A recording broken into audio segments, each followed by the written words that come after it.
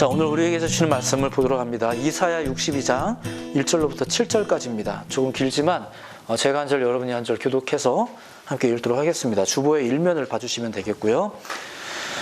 자, 이사야 62장 1절로부터 7절까지를 교독하겠습니다. 나는 시온의 의가 빛같이 예루살렘의 구원이 횃불같이 나타나도록 시온을 위하여 잠잠하지 아니하며 예루살렘을 위하여 쉬지 아니할 것인즉 이방 나라들이 내 공의를 무왕이 다 내 영광을 볼 것이요 너는 여호와의 이름으로 정하실 새 이름으로 일컬음이 될 것이며 너는 또 여호와의 손이 아름다운 관 내 하나님의 손에 왕관이 될 것이라. 다시는 너를 버림받는 자라 부르지 아니하며 다시는 내 땅을 황무지라 부르지 아니하고 오직 너를 해시바라 하며 내 땅을 불라라 하니 이는 여호와께서 너를 기뻐하실 것이며 내 딸이 결혼한 것처럼 될 것이라. 마치 청년이 처녀와 결혼함 같이 내 아들들이 너를 취하겠고 신랑이 신부를 기뻐함 같이 내 하나님이 너를 기뻐하시리라. 예루살렘이여 내가 너의 성벽 위에 하수꾼을 세우고 그들로 하여금 주야로 계속 잠잠하지 않게 하였느니라. 너희 여호와로 기억하시게 하는 자라 너희는 쉬지 말며. 함께 또 여호와께서 예루살렘을 세워 세상에서 찬송을 받게 하시기까지 그로 쉬지 못하시게 하라. 아멘. 자, 오늘부터 이제 설교 영상을 녹화해서 이제 내보냅니다. 본 영상은 유튜브에서 제 이름이나 데일리 처치로 검색을 하면 이제 보실 수 있도록 그렇게 공개하겠습니다. 물론 다시 보실지는 잘 모르겠지만 그래도 단 한 명이라도 이 말씀을 또 통해서 은혜를 나누었으면 하는 바람을 가지고 영상을 업로드하겠습니다. 자, 오늘 우리에게 주시는 말씀을 함께 나누도록 합니다. 그 이사야서의 구조에 따르면 본문의 장이 이제 이 62장이 포함된 이사야서의 후반부는 이스라엘의 이말 그 기쁜 소식, 회복에 관한 내용을 담고 있습니다. 자, 그런데 그 회복이라는 게 뭘까? 회복이라는 게 그냥 소망하면 되는 건가? 혹은 뭐 때 되면 오는 건가? 예, 그렇지 않겠죠? 예, 물론 세상에는 뭐 시간이 약이다 뭐 이런 말이 있긴 한데, 하지만 성경은 회복 자체에 대한 설명보다도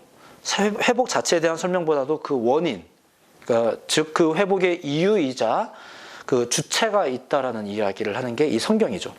이사야서뿐만이 아니라 성경 전체가 가진 기본적인 입장이 이제 그와 같은 결론을 가지고 있어요. 이미 다 아는 내용이겠지만 거기로 가기 위해서 이런 설명들을 해나가는 거지, 이 회복이란 단어가 얼마나 달콤한지, 얼마나 큰지, 어느 정도의 수준인지 이런 식의 접근이 이제 주 목적이 아니라는 거죠. 자, 그것을 잘 표현하는 것이 오늘 본문 62장인데 그 앞에 61장 1절에 나와 있는 표현이 있어요. 이사야서 61장 1절에는 이렇게 시작이 됩니다. 주 여호와의 영이 내게 내리셨으니, 이렇게 시작이 돼요. 한번 따라서 해볼까요? 주 여호와의 영이 내게 내리셨으니. 뻔하다고 생각하실지 모르겠지만 모든 회복의 이야기, 그 회복의 시작은 항상 이러한 맥락입니다. 여호와의 영이 내게 임하시면, 이게 시작이에요. 우리가 간절하면이 아니라 임하시면이에요.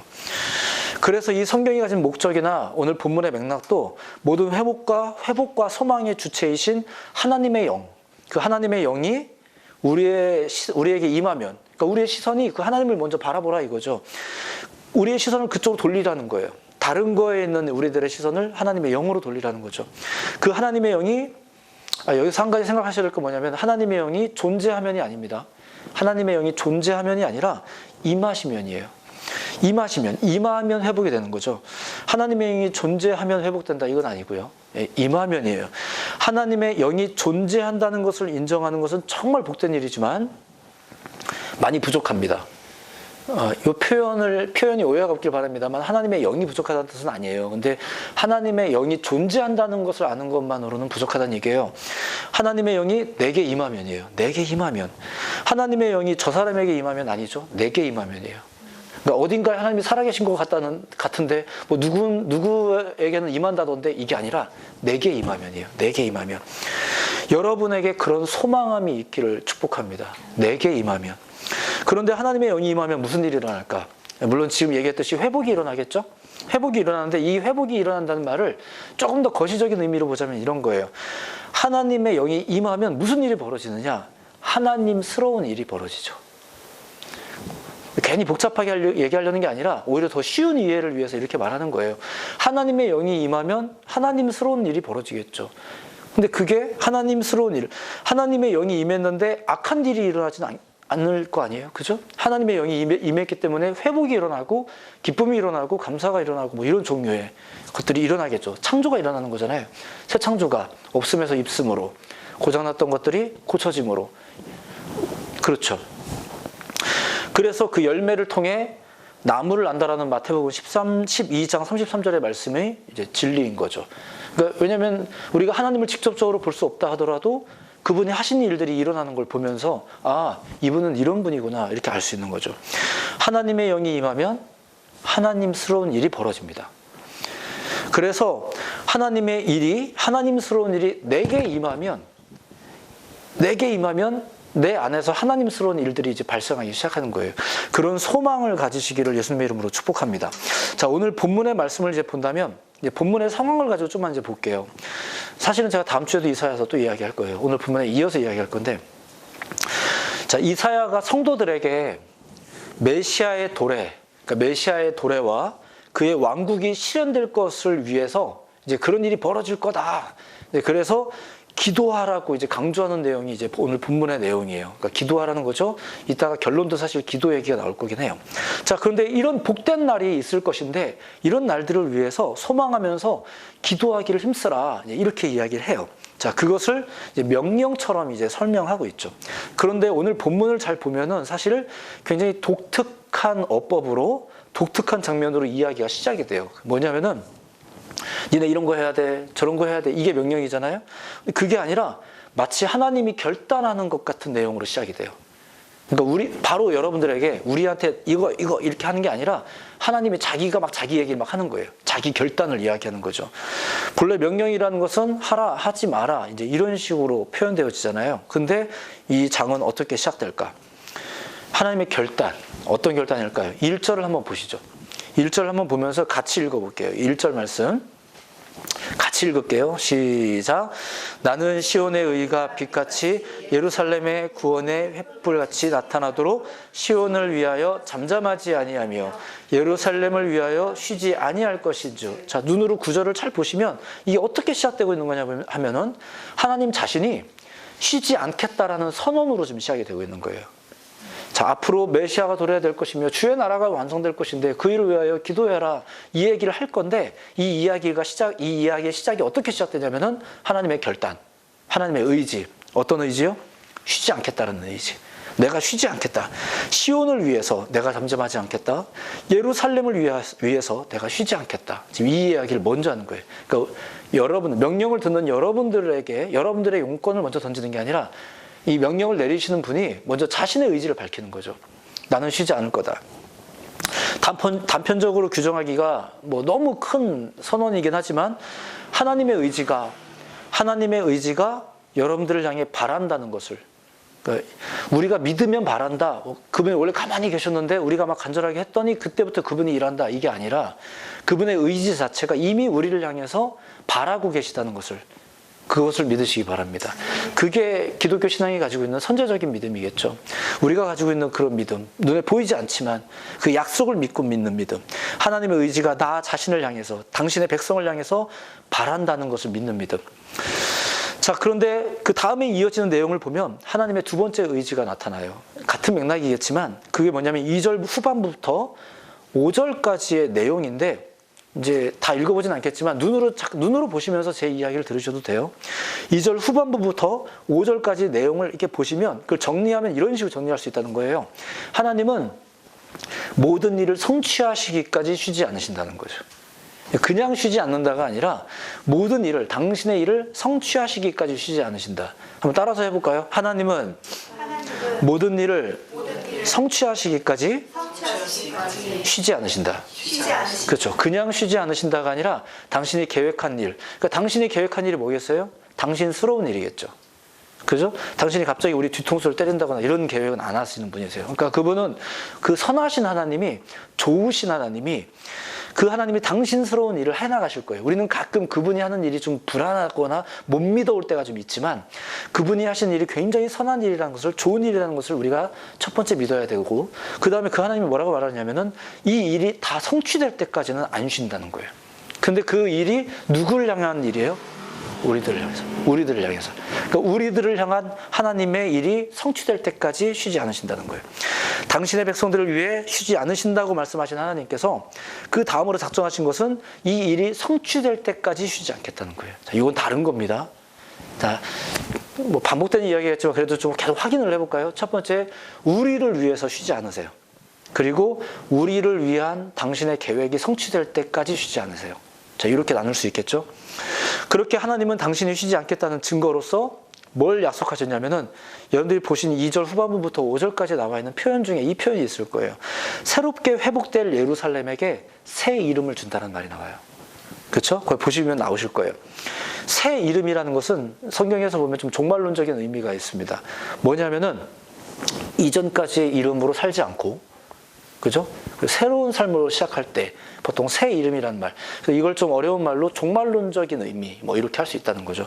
종말론적인 의미, 무언가가 끝나고 이전의 모습을 지워버리고 새롭게 주어지는 이름으로, 회복된 이름으로 살아가는 거예요. 이제 다시 살아가는 거죠.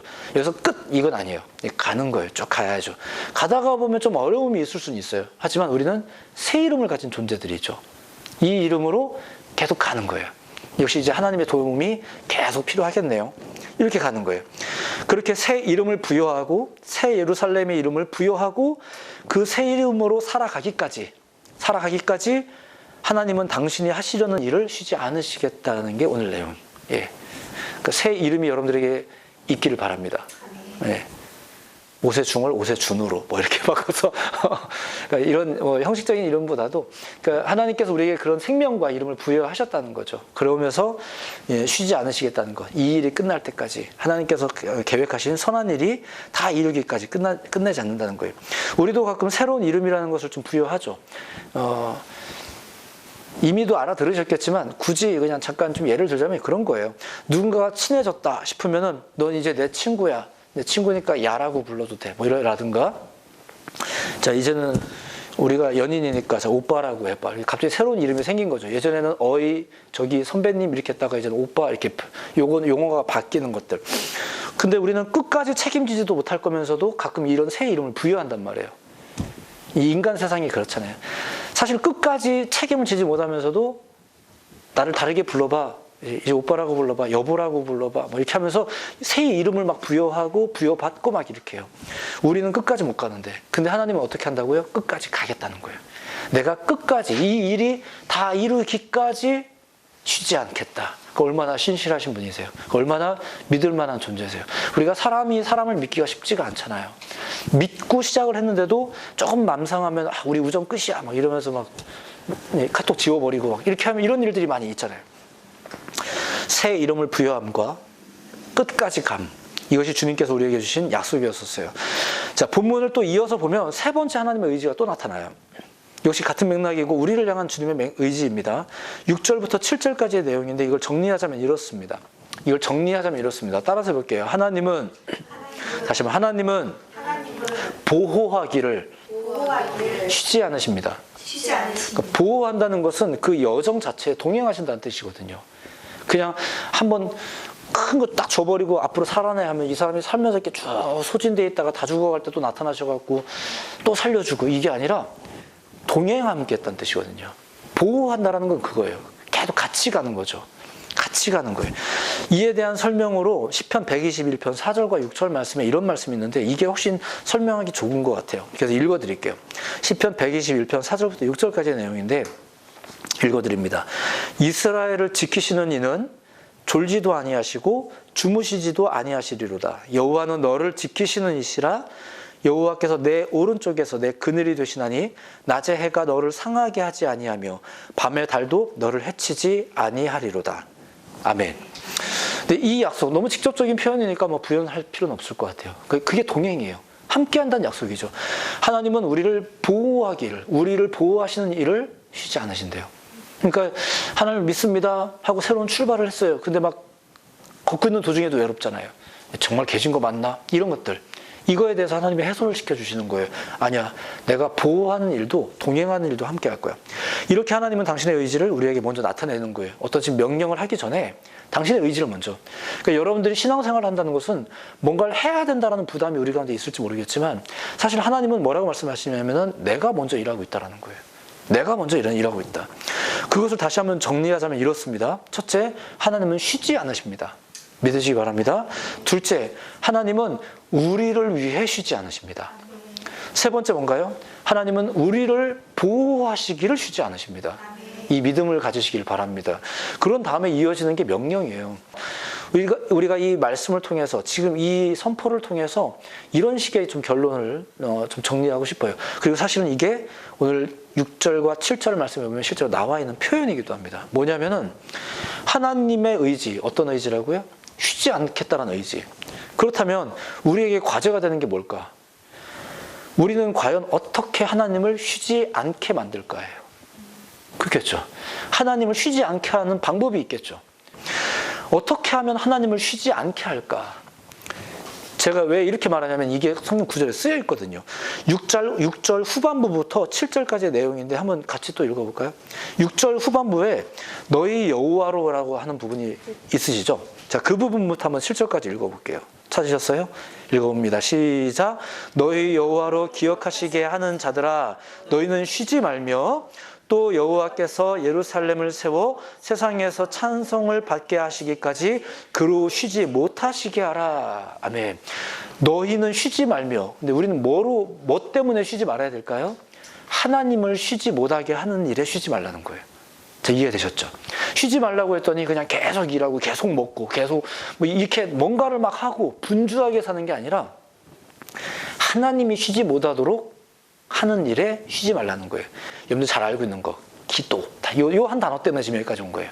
기도를 쉬지 말라는 거예요. 그러니까 기도를 쉬지 않는 것은 하나님을 쉬지 않게 만드는 방법이에요.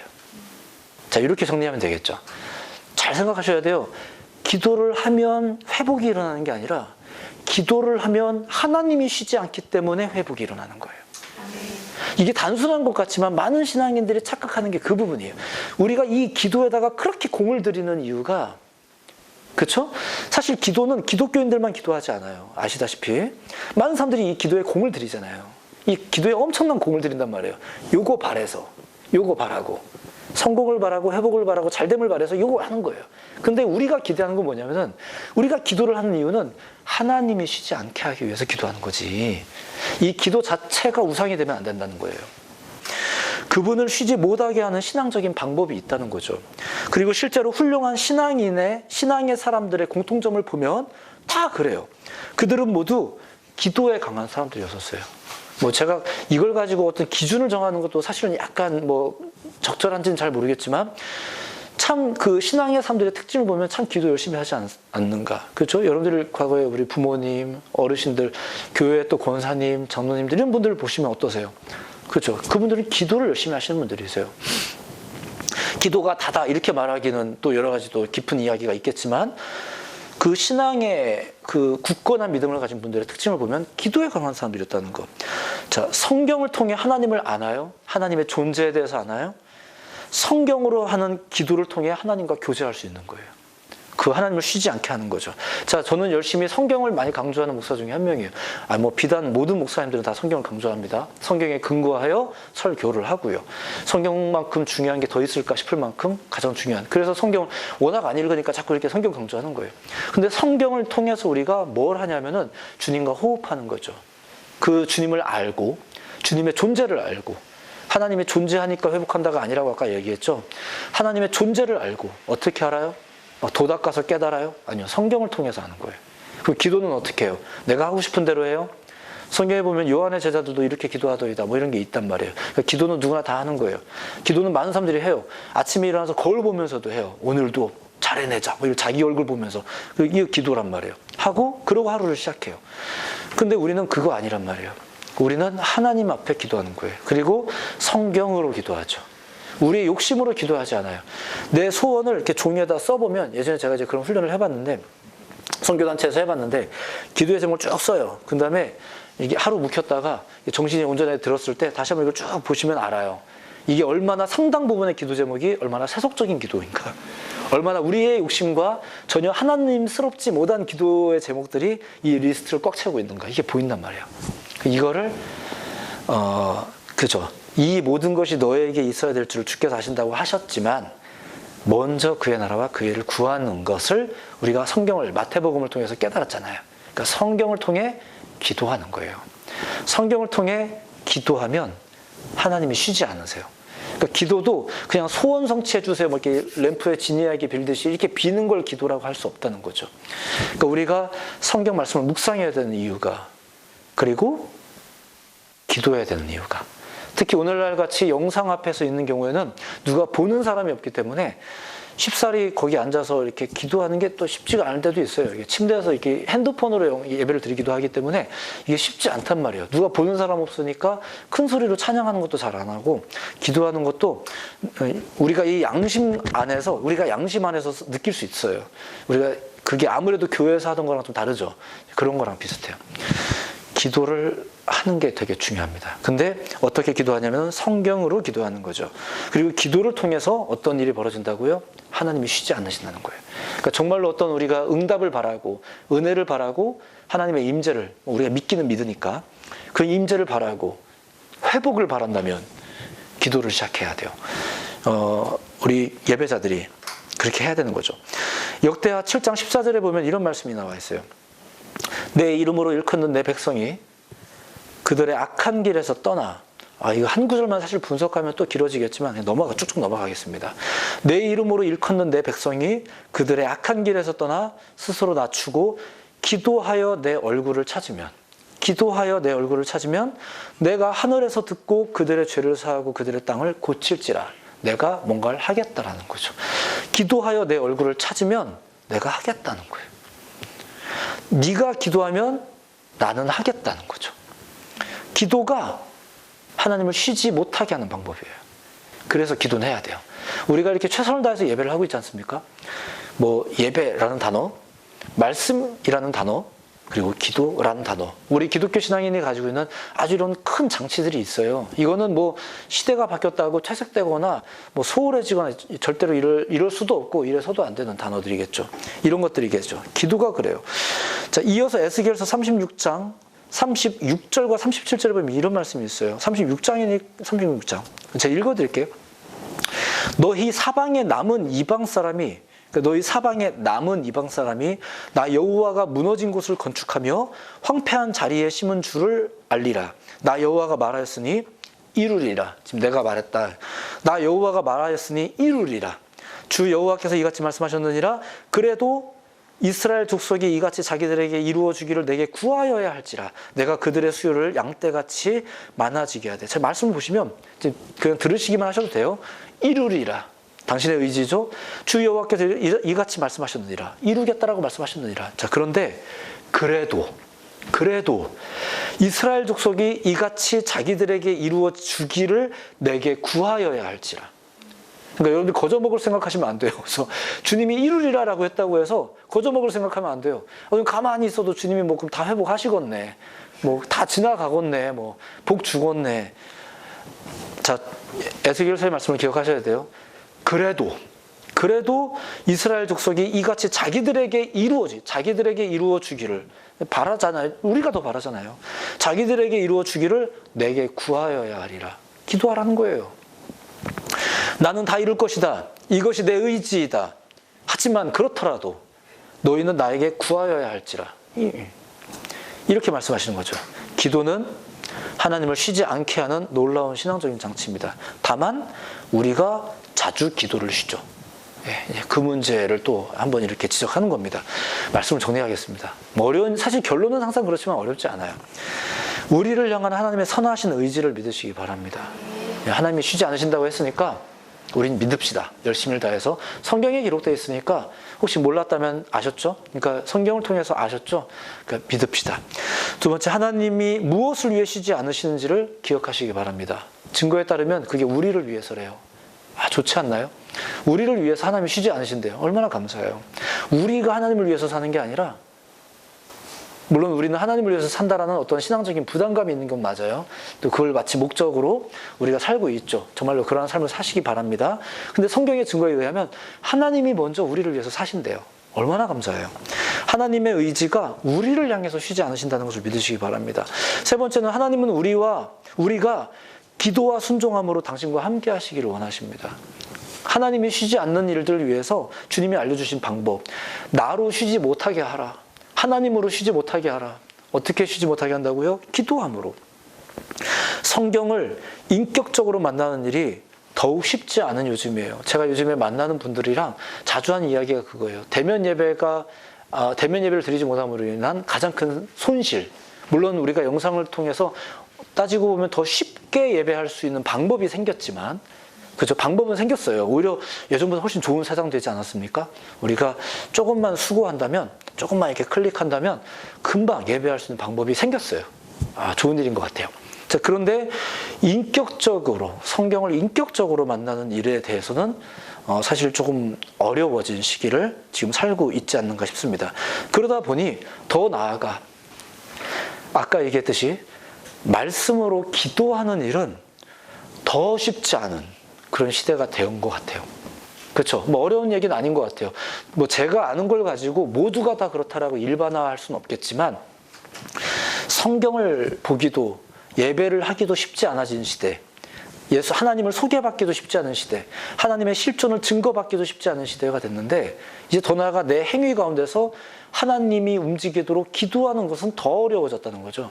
근데 잘 보시면 상황이 어려워진 거는 또 있겠지만 실제로 어려워졌다는 이야기와 지적은 뭐냐면 우리 안에 여러 가지 종류가 지금 멈춰 있다라는 거죠. 다 느끼시잖아요.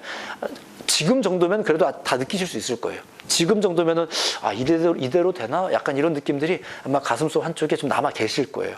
더 지나면 이제 그런 감각마저도 사라져요. 그러면은 뭐 더 설명하기 어려운 시대를 맞겠죠.